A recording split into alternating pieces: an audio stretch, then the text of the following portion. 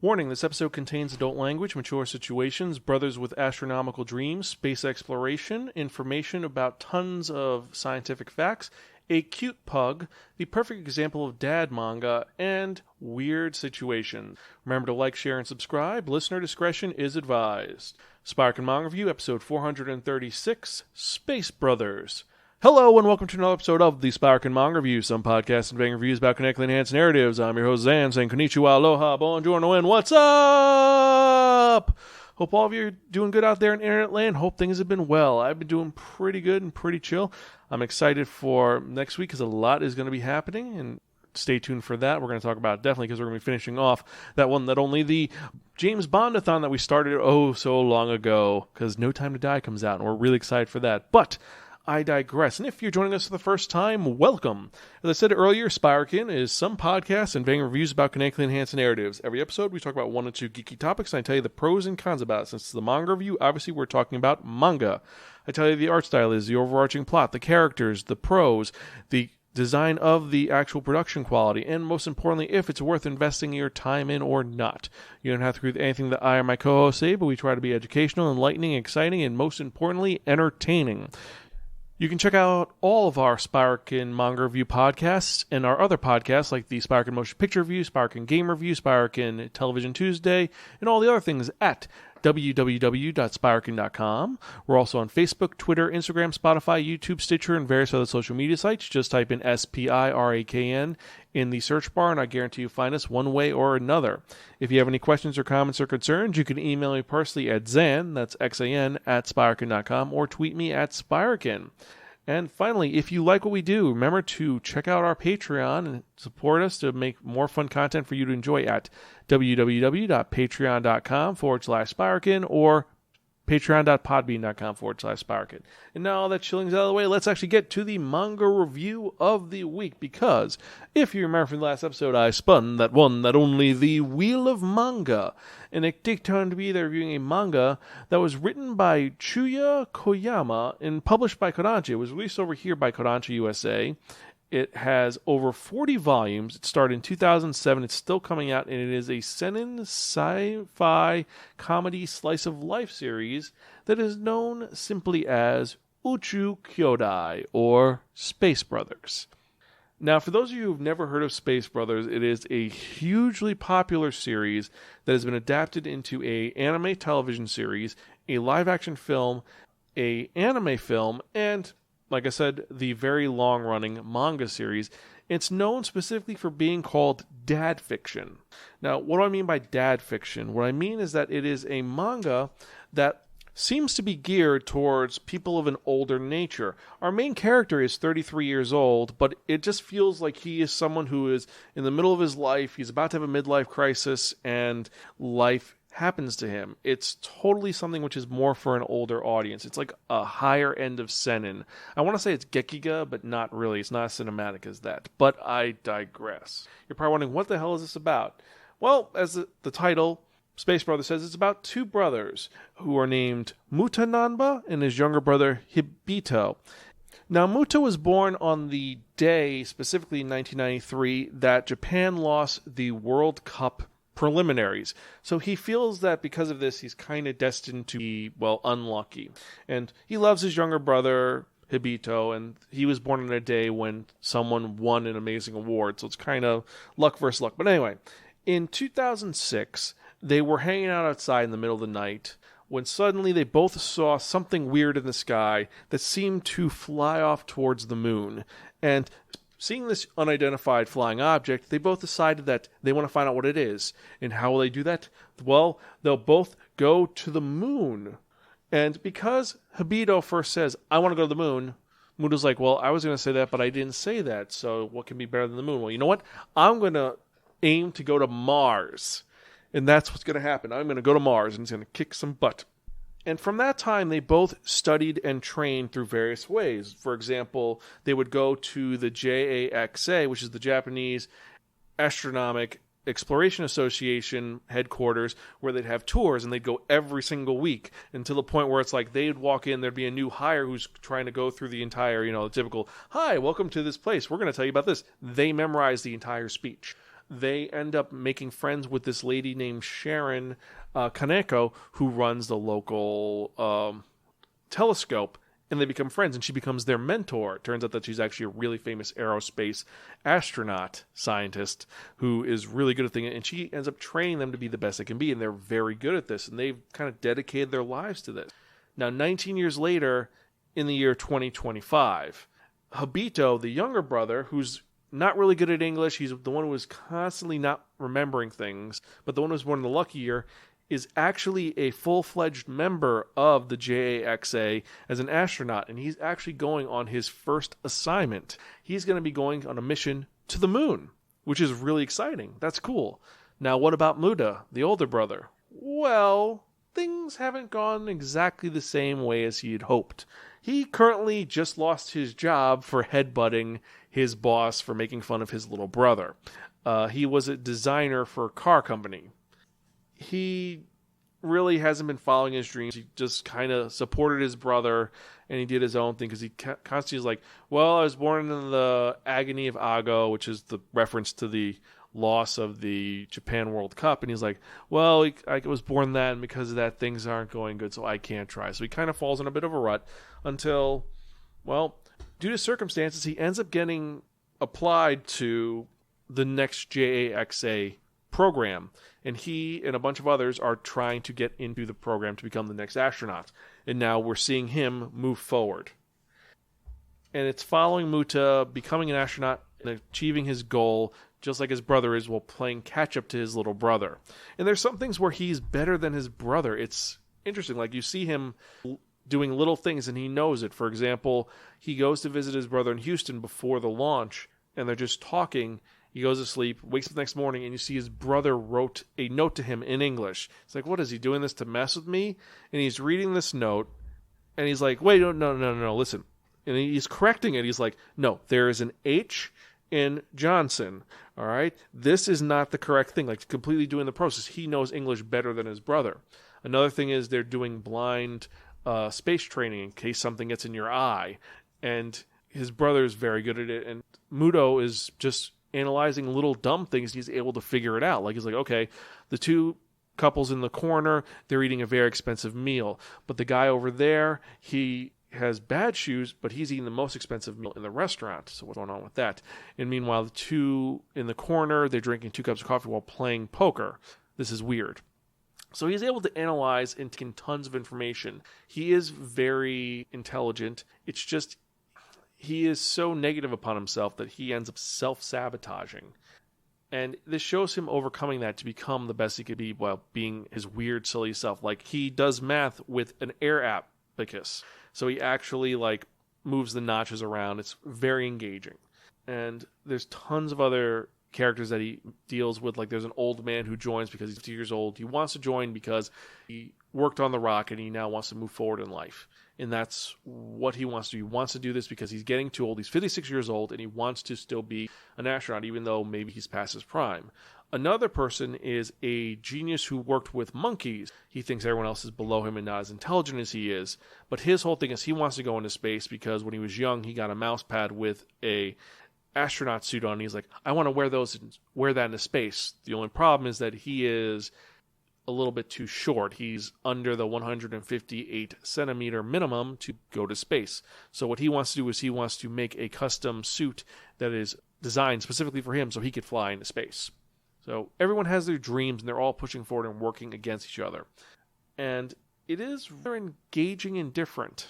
I mean, there's some other characters I didn't bring up, like the girl Sarika Ito, who seems to be Muta's love interest, who is another person who wants to become a astronaut for very benign reasons. Her father got ALS and died of it, and she wants to go into the ISS to make a cure for it, even though the ISS is going to be decommissioned in 4 years, and so she has only 3 years to get there. So it's kind of a weird situation of that where she might not make it.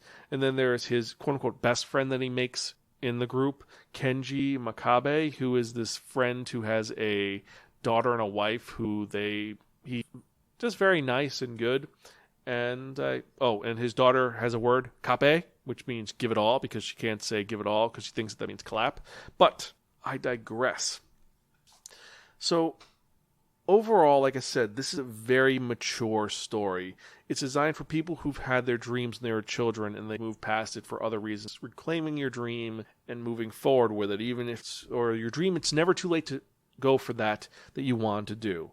And it's invigorating and different, and you can see that it's geared towards an older audience. And I have to admit, at first I was like, this seems boring. But as you keep reading it, you get sucked into Muta's story, and you want to see where Muta goes. And some of the humor is very dumb. It's like they're studying on their second exam, and everyone's doing something like one person's reading Russian, one person is doing calculus, and then you have Muta reading a book of 1001 American jokes. He just is so weird. Or we're going to decide the fate of this entire mission by John Ken Poe, rock, paper, scissors. It's weird. It's really weird. Now, for action, there's virtually no action in this. I mean, there's tense moments, a lot of tense moments with stuff going on, but like for physical action, the only action is Muta headbutting random people. First, his boss, who essentially fires him because he headbutted him because he made fun of him because the guy was a prick, and then he ends up headbutting a thief who was using a fire extinguisher. And going to that for a second, it's kind of fascinating to see that Muta was reading and hearing about this thief who was going around with a fire extinguisher in his backpack, spraying people and then stealing everything, and then he's able to connect that and realize that was going on. It was some nice foreshadowing in the story. However, I digress. But he ends up stopping this guy with an accidental headbutt. So besides that, it's a lot of suspenseful situations of who's going to get in, what's going to happen with Muta, is Muta going to get to the top, is Muta going to fail, is the end, where are we going with this? But there's not as much action as you expect. There is a little bit of romance where Muta is in love with Sarika and trying to get with her, and he's interested in her, she's kind of interested in him, but we're going to have to see where that goes. There's tons of drama, a little bit of comedy, and overall, it's a very versatile story, and that's why it has been adapted so many times. It's a story which speaks to anyone who's had a dream and they're in the point of their life where they think that they can't go back. It shows that you can still achieve your dream even when you're older. You just have to push for it. And it's something a little more mature, I think. So if you're still at a point in life when you're into more zany, silly things, this might not be up your alley. Now, into the art style itself, everybody is drawn very uniquely. Everyone's designed special and different. For example, Muta is designed with an afro. His nickname in the comic is Fuzzy, and then his brother is blonde hair with a peak. So peaky and fuzzy, or pointy and fuzzy. You have their dog, Apo, who's named after Apollo, who's a pug who looks like a pug. And everyone has their distinct style, and despite that, you also have sequences where they're photorealistic. Images from certain moon landings or scientific diagrams, they're drawn and designed, and they look photorealistic. And I've got to say, it's beautifully drawn. Now, what are some disadvantages from this, I have to say? Well, the only negatives for the art style, I will say, is that sometimes it's very cluttered. You can't really focus on one point in some images, but for the most part, it is well done. So, a couple of negatives with this, and I will say the negatives for the stories. First off, you have the basic element of, like I said, this is designed for a more mature audience. So, and I don't mean mature like sexy mature. I mean mature like you have to have experienced some things in life. And I know I'm reiterating that over and over and over again, and I'm not trying to harp on that, but just that's the one major thing, is that this is for a specific audience, and if you're not that audience, I don't know if you'll get anything out of it. I would like to say you would, because this is one of those ones I would love to show someone's like, yeah, you'll really like this, but they'd be like, no, this is boring, I don't like this, I don't want to see about this weird guy who just got fired from his job and who's moved back in with his parents, and he's trying to be better than his little brother who's doing better than him in life, and he's dealing with an existential crisis. It's you gotta be in a weird place to understand that. If you're an older brother, you may get this. I'm a younger brother, so I can see it from the opposite point of view. Older brother could get this as well, but that is one of the few negative harps on it. Also, it is a bit long. It doesn't get to the point very quickly. There are tons of moments in between, because it does take a while. It's a while to get its wheels going. Halfway through Volume 1, then it started making more sense. It is slow-paced, but it does get there. So overall, for those reasons, all the pluses, all the minuses, I have to give Ucchu Kyodai, Space Brothers, a really, really, really fucking cool. It is really well done. I have to admit that. Even with its few negatives, it's an excellent story. It's one that I think you should read when you get to that point. If you're not there yet, don't worry, you will be, but read it. It is well done. It's got a great cast of characters. Everybody is intriguing. Everyone has their story and their purposes as well. And no one is shortchanged, and no one is just one factor. Everyone is multifaceted. There's no really bad people. There's no really good people. The girls and women of this story are fully capable. They're doing what they can do, and they're successful. They're not just props for the main character to be better than what they are. Like I said, Sharon Kaneko, the aerospace scientist who's their mentor, she kind of kicks Muda's ass to be like, you have to do better. Do this. This is how you get there. She's a mentor, but she's there not just as I'll just help you out. No, she makes him work for it. That. And Sarika, she's not just I'm doing this for a dumb reason. Her reasons are very important. I mean, it's just her father was trying to cure this disease, got the disease, died. She needs to fulfill his dream for herself because she doesn't want anyone else to suffer her loss. And that's a very strong and very, respectable goal. So that's what I give Space Brothers. If you've read this, let me know what you think. Email me, zan@spiraken.com, or tweet me at Spiraken. Let me know what your thoughts on this are, if you agree with me or disagree with me. So now that review's done, let me first thank everyone who's listening. I appreciate every single one of you. To all of my Patreon members, thank you for listening. I hope you guys are doing well. And if you want to join our Patreon, check out our Patreon at patreon.com/Spiraken. We have 4 tiers, and each one gets you different perks, including, if you are in our highest tier, the What's Up tier, you'll be able to actually be nominated to pick what I review in the next episode. Crap. So either way, let's get to the part you've all been waiting for. And what are we talking about? We are talking about the manga release week.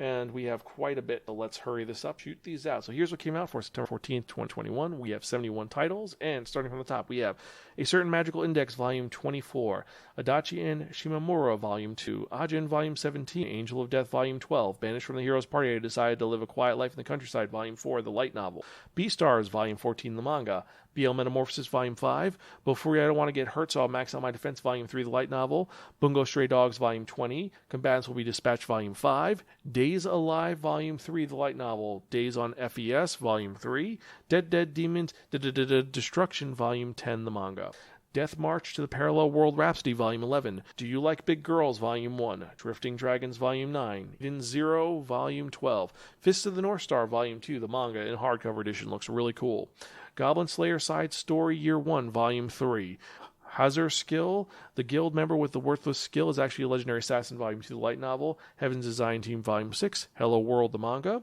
Hell's Paradise, Jigo Karaku, Volume 10, High School Prodigies Have It Easy, Even Another World, Volume 5, the light novel, How Not to Summon a Demon Lord, the manga, I'm the Hero, but the Demon Lord's also me, Volume 2, I'm the Villainous, so I'm Taming the Final Boss, Volume 1, light novel, I Am Great Priest, Imhotep, Volume 2, In Another World with My Smartphone, Volume 3, Karate Survivor in Another World, the manga, Volume 1, Love and Heart, Volume 3, Love of Kill, Volume 4, Magia Record, Puella Magi Madoka Magica Side Story, Volume 3, the manga, Meisoni Koku, Collector's Edition, Volume 5, that one is one you definitely should pick up, My Youth Romantic Comedy Is Wrong As I Expected, Volume 12, the light novel, No Game, No Life, Practical War Game, the manga, Last Crusade on the Rise of a New World, Volume 7, the light novel, Parallel Paradise, Volume 6, the manga, Peach Boys Riverside 2, Plunderer, Volume 8, Rent a Girlfriend, Volume 8, Sachi's Monstrous Appetite, Volume 4, She Professor Self, Pupil of the Wise Man, the manga, Volume 2, and the light novel, Volume 1, Solo Leveling, Volume 3, the comic and the novel, Star Wars Rebels, Volume 2, Star-Crossed, Volume 3, Strike the Blood, Volume 19, the light novel, Sunshine Sketch, Volume 10, Suppose a Kid from the Last Dungeon Bunu to Starter Town, Volume 7, the light novel, Sweat and Soap, Volume 9, The Demon Sword Master of Excalibur Academy, Volume 4, the light novel, The Hero is Overpowered but Overly Cautious, Volume 7, the light novel, The Hidden Dungeon Only I Can Enter, the light novel, Volume 5. The Masterful Cat is Depressed Again Today, Volume 1. The Quintessential Quintuplets Part 1 manga box set. This is going to be the first 5 volumes, so you can check that out. The 7 Deadly Sins manga box set, Volume 1. Again, same.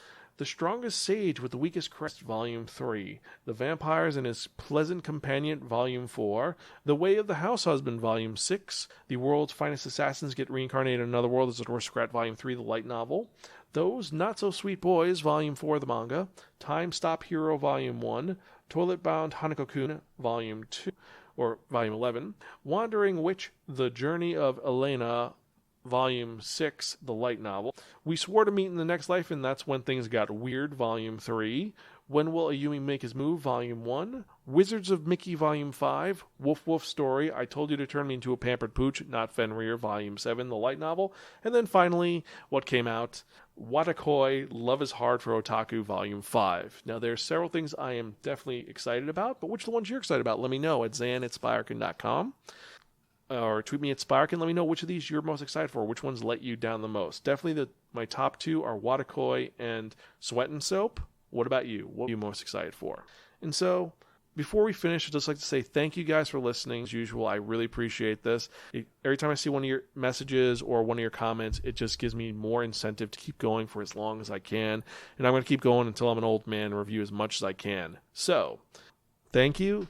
Remember to like and subscribe. Support our Patreon and help us make more fun content for you to enjoy. And let's get to that part you've all been waiting for. What are we talking about? We're talking about that one, that only, the Wheel of Manga! Yes, friends, the Wheel of Manga, except no substitute. Now, what is the Wheel of Manga? The Wheel of Manga is a Wheel of Fortune with 10 slots on it. And what I've done is I've assigned a manga title to each of the 10 slots. So what we're going to do is we're going to spin that one, that only, the Wheel of Manga. Whatever number it lands on, the manga that's in that spot is the one I'm going to review in the next episode of the Spiraken Manga Review, episode 437. So let's spin and see what we're going to review, shall we?